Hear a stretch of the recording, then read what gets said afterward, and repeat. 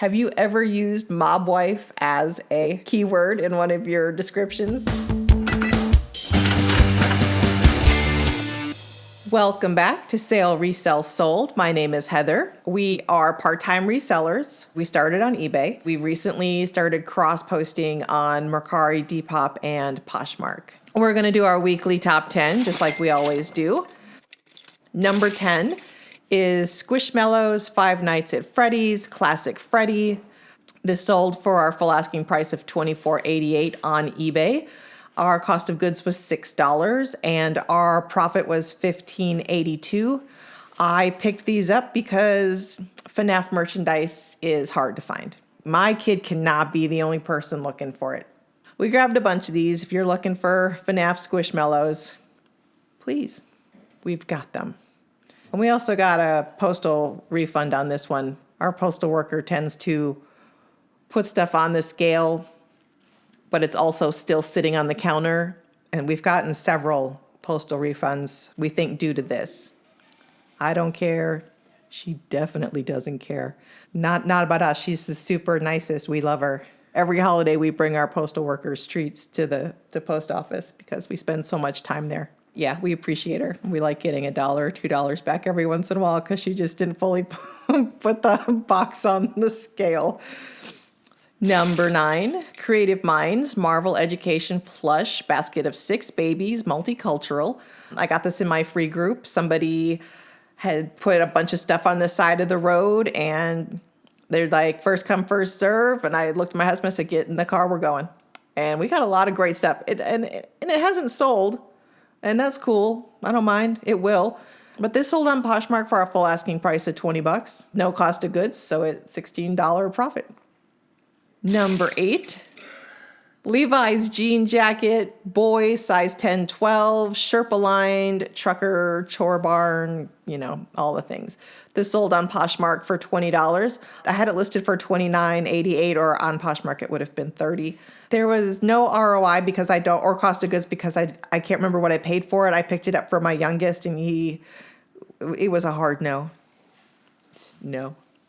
My middle child would have wore it at that age, but not my youngest. That's cool. So $16 back in our pocket. Number 7, Lego Harry Potter Polybags lot of 3. You've got Draco in the Forbidden Forest, you've got Cho Chang in Quidditch, and you've got Dumbledore's Office. They sold for my full asking price of $19.88. I love to buy Lego, so sometimes I just grab polybags just to get that little dopamine hit. But I think some of these were on clearance because I have so many of these Harry Potter ones. We have multiple lots. Our takeaway on that is $16.17, which is basically just giving us our money back. Maybe like $1 or $2 profit if I'm guessing. But I just like sharing Lego with the world. If you don't grab these polybags when they're out, they're only out for like 12 to 18 months and then they go away.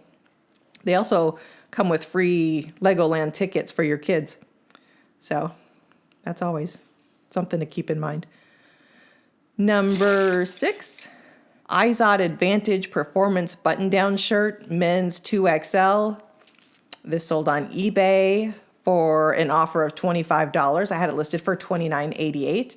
Our cost of goods was $1, which means I bought this at Plato's Closet. It took 2 months to sell.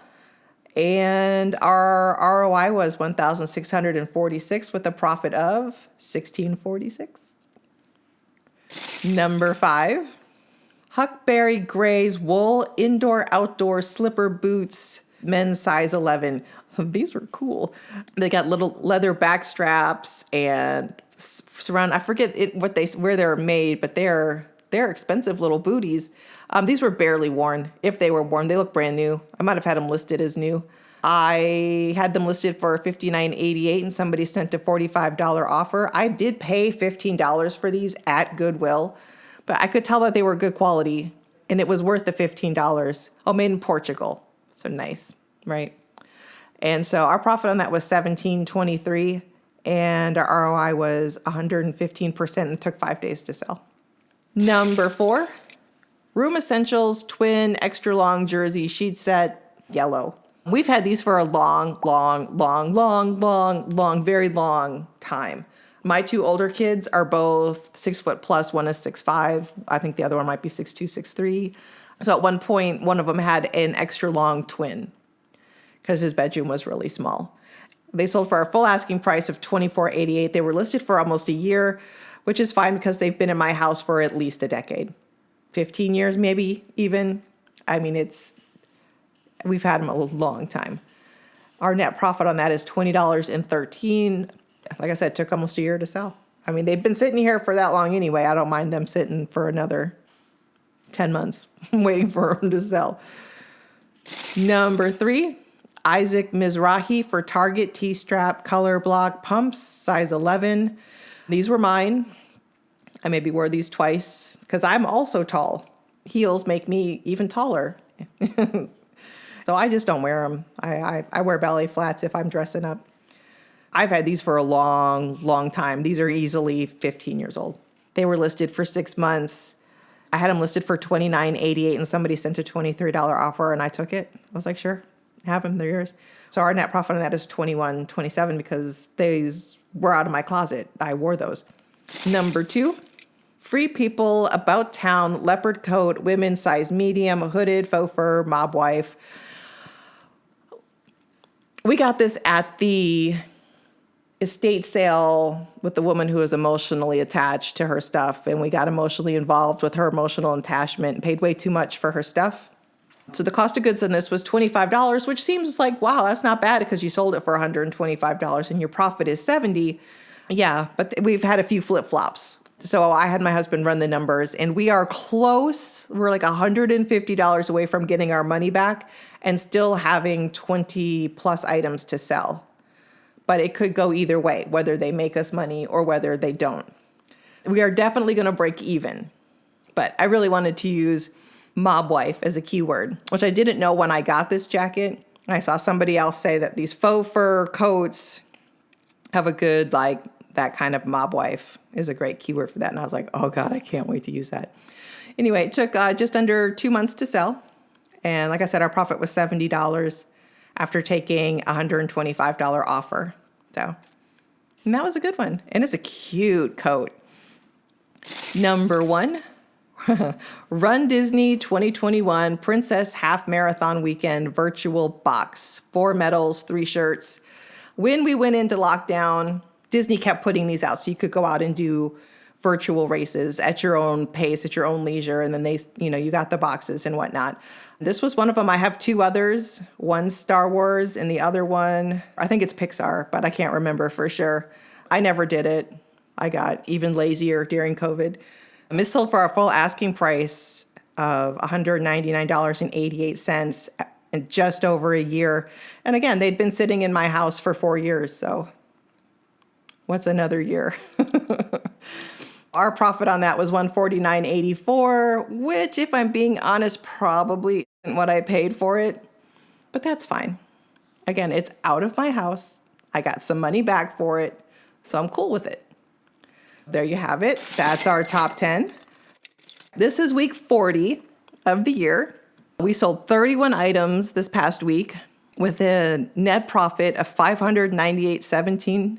And that is getting me very close to my goal of $700 a week, which we have not met outside of the fourth quarter yet. But now we're in the fourth quarter, and so it's my goal. It'll get there, and then I can adjust my goals. Our average profit was $19.30, and our median was $12.78. Okay, so that was the first week of October. Now we have to see what our flip-flop is, which is Walt Disney World, Epcot, Space 220 trading cards. And the only way you're supposed to get these is if you order a kid's meal at Space 220 in Epcot. These sold for our full asking price of $9.88. These are free-ish because eating at a themed sit-down restaurant at Disney World is not cheap. I think a kid's meal there is like $30. There's no ROI. It took over a year to sell, but it literally takes up no space. It's tiny. And our profit on that was $7.56. Like, we didn't lose any money on this one this week, on anything this week, which is pretty great. Heather and food. So I said last week I was going out of town and we went to Disney World. we kind of anchored the Disney World trip around going to Halloween Horror Nights at Universal, which is not something I've ever done and was not ever going to be anything on my radar to do, as I don't like scary. I don't do scary. Scary is not my speed, nor is it my son's. But he so loves Five Nights at Freddy's. And they had a Five Nights at Freddy's house. They had a Five Nights at Freddy's food kiosk. And we did go one night, and we just did the Five Nights at Freddy's house and the food. And then we walked around and found in the Simpsons Midway that you could play some of the Midway games and win FNAF Plush. So we did that. And then we left. And that took about 4.5 hours. The line to get into that one haunted house was the longest of the night because it's its first year. And it was a solid 2-hour wait. It moved. Like the line moved consistently. And unfortunately, you couldn't take pictures in the house. And I think that's just to keep the line moving because it's just a walk through. And I would have loved to take pictures because the animatronics were done by Jim Henson's Creature Shop, and they were so well done. But none of this has anything to do with food. We were at Disney, and we ate at our favorite restaurants. And I don't know, I want to talk about all of it, but one of my favorite things to eat is oatmeal. And so I'm like, I don't think anybody's going to be excited about oatmeal. But that being said, our favorite breakfast at Disney World is at Animal Kingdom Lodge, Boma's buffet. There's no characters. It's not your average buffet. It's great African theming, interesting food. You'll eat oatmeal and asparagus for breakfast. Great pastries, bread pudding. It's the only place you can get Simba waffles. I ate there twice this week. We almost always eat there twice. And we were there for 6 days. They have this oatmeal, coconut, cinnamon oatmeal, and it is so good. I would love to figure out how to make that, which is probably not hard, but I want it to taste just like that. They have fresh fruit. It's a great buffet. Sometimes at Boma, when you come at breakfast, they have a drum line that comes through. They can't do it in the morning because it's loud and it disrupts the guests who might be sleeping in. And so it usually happens after 10. Cast members will come through with drums and they will play the drums and they will walk the restaurant, and it's a really cool. If you aren't going to go to the parks the very first thing in the morning when you wake up, try to make a later reservation at Boma after 10, and you will more than likely get to hear and see the drum line go through. And it's also a lot quieter towards the end of the breakfast shift. And so the lines are shorter at the buffet, and it's just a lot more pleasant. You still have plenty of time at the parks, I promise. Anyway, have a good week. See you next time.